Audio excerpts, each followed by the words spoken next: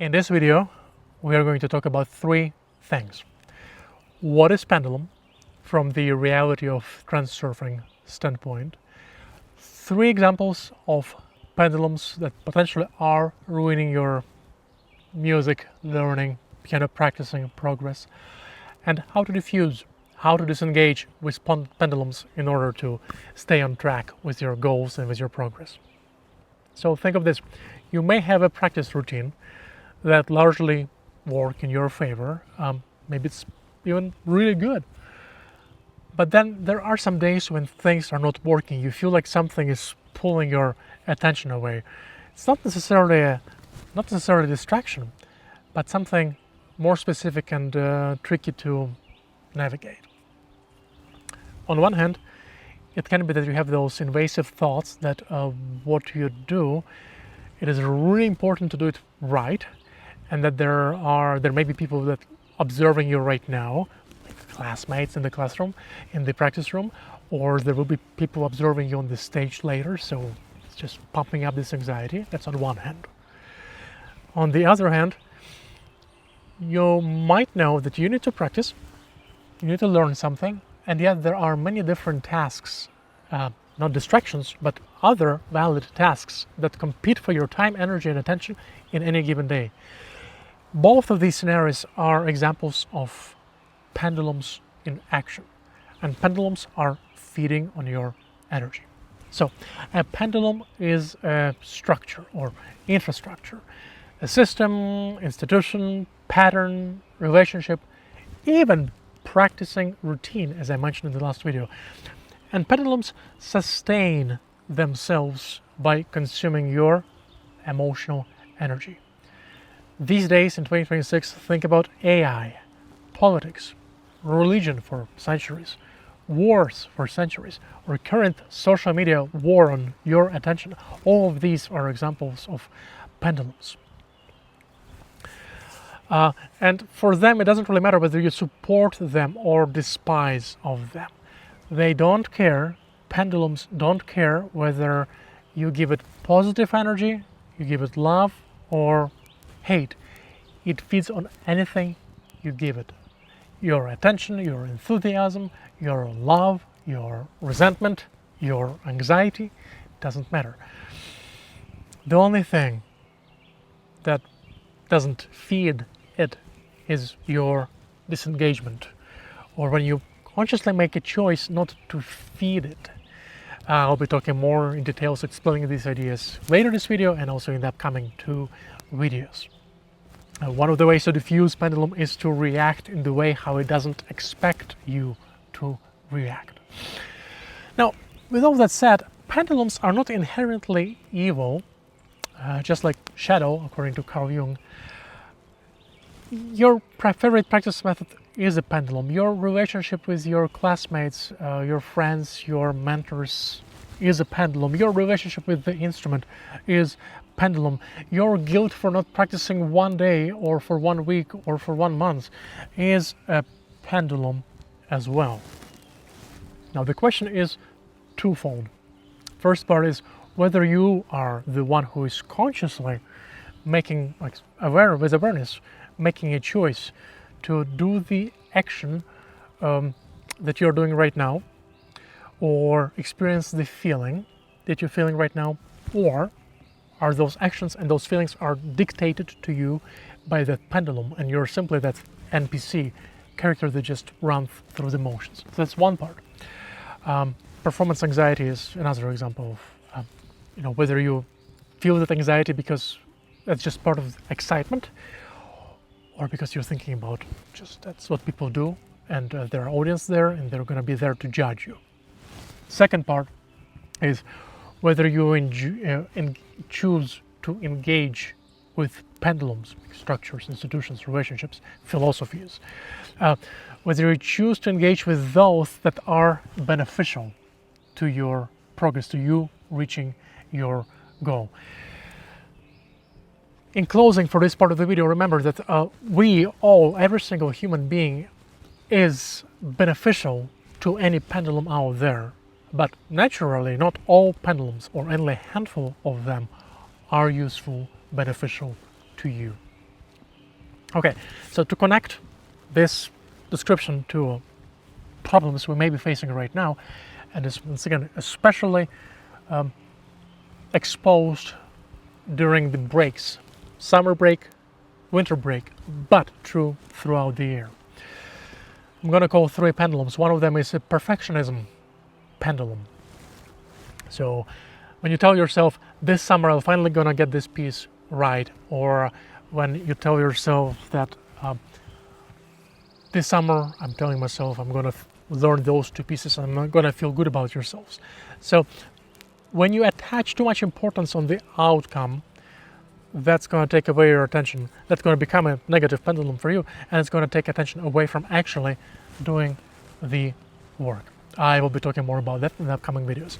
The second example of the pendulum is this comparison. When you compare yourself to something or somebody, or yourself in the past or the future, pendulum. Let's think about social media, the progress of other students or fellow teammates, progress reports, even your own memory. If you think about how you used to play, or how you used to do something, or if you used to be able to run for 10 miles under a certain time and now you can't. The last example, if you frequently recall all the mistakes that you painfully and overinflatedly go through in your memory from the past performance, as all of that would be example of comparison pendulum. And this, once again, this structure will, this way of thinking, this pendulum will drag your attention away from doing the most efficient and the most reasonable thing today to achieve your goal today. The third is productivity culture pendulum, or any version of our personal hustle culture regiment schedule. The idea that a good summer has to have 8 hours of playing for 8 days a week, with writing down everything in the spreadsheet, perfectly designed, and then posted on Facebook for a bunch of strangers to comment and cheer you on. So the idea of being productive consumes more energy than the actual work. Oh no, here finally the last part is, well, how to disengage, how to diffuse, as I called it before. You can apply, just like with the last video, you can apply these ideas right away, but it would be even better if you haven't watched it, go one video in the past and see my homework that I gave you. I'm not going to repeat myself here. Then you can build up one thing and another. It had something to do about removing or reflecting on what you consider to be extra important to you today that drives you crazy. Disengaging, diffusing the pendulum is not exactly the same as ignoring it or giving it up, because that goes kind of hand in hand with the idea of like the most productive way of operating your mind when you're performing, when you're playing on the stage, and you start getting the negative, critical, self-critical self-talk. The most productive thing is not to start ignoring it, because the result of that ignoring is that you're going to start putting more emphasis into ignoring, so you end up just paying more attention to something that's not helpful you to do well in the first place. It's kind of similar with pendulums. So here are 3 solutions. Number 1 is notice the hook. In my case right now, the hooks are the flies that are flying around and some ticks here and there. But notice the hook. What pulls you away from the activity that you are doing right now? And name it as such. Besides ticks and flies, you can think about if you reach for the phone to scroll on YouTube or Instagram, or you're checking the messages, or you're checking the friends. Like all of those are examples of micro pendulums. Call it, okay, that's a pendulum. And that will help you to create the gap between yourselves and the activity. Another way to create the gap is to tell yourself, wake up. Just do a quick assessment. Is that what you do right now actually what you need and what you want to be doing? Or you once again just flipped into this railroad track of NPC, just going through the motions without any conscious choice and effort. Ask yourself if you're awake, if you're consciously aware of your actions. Okay, second way to disengage ties to the just one video in the past. Reduce the importance of outcomes.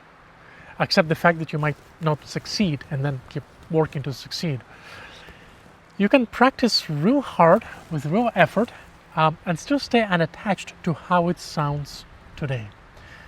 The effort is yours to give, but the outcomes are not yours to control at all times. This is where the idea also goes, once again, for different reasons, hands in hand with Stoicism philosophy.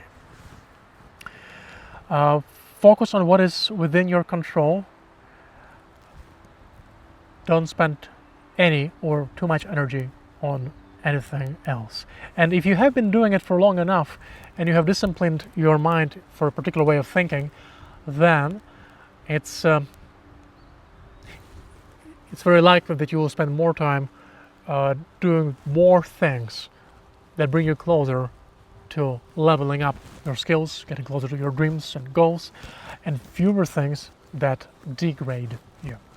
And the third, perhaps the most challenging way to disengage, the most challenging, tricky to sustain way to diffuse or disengage the pendulum, and certainly deserves more videos in the future. But the basic idea is to flip the script. Whenever you're living through a mishap, misfortune of sorts, you flip it around in your mind and you treat it mentally, at least, that's probably the best thing that has happened to you today. If you're stuck in the traffic jam, tell yourself, wow, how great it is. If you received a parking ticket, how wonderful that is, you think for yourself. I realize that in the real life out there, and once again speaking from my experience, and now I'm very fortunate and lucky to live in the way I'm able to live right now, but even with that lucky live I have right now, I know it's sometimes hard to maintain this philosophy, this train of thought. You're gonna just, if you go through some negatives, you're gonna just flip it and you're gonna wake up next day with fresh mind again. There are very challenging things out there in the life where it's impossible to do. But the point I wanted to deliver, I really can't see a situation when that challenging framework can't be applied to the world of music learning, whether the piano or the violin, singing, conducting, anything, in basically any kind of situation. On the very basic and easy and light level, you can treat any mistake that you make right now as a godsend, miracle, because you know exactly what you need to fix tomorrow or what you need to fix in the rest of the day. If you didn't have a very successful performance, well, how great it is. Next morning, or maybe 2 mornings later, you wake up and you start reflecting on what has just happened, and you go forward in a more powerful, more efficient, more effective way of learning than you have ever have been able to do so far. Because now you have this major error, and now you know how to move on. Same as competitions. If you didn't progress to the next round, how great. Now you're going to return home and you're going to figure out what kind of opportunity you're going to create for yourself. Since that door has closed, you have to work something out. You have to work something out that's different from what you've been doing in order to get what you want. As long as it doesn't compete with law and similar desires of other people that are trying to get what they want without interfering with your wants. But that's an entirely different story. The point is, any failed experience in the world of music making, failed concert, failed performance, failed audition, failed competition,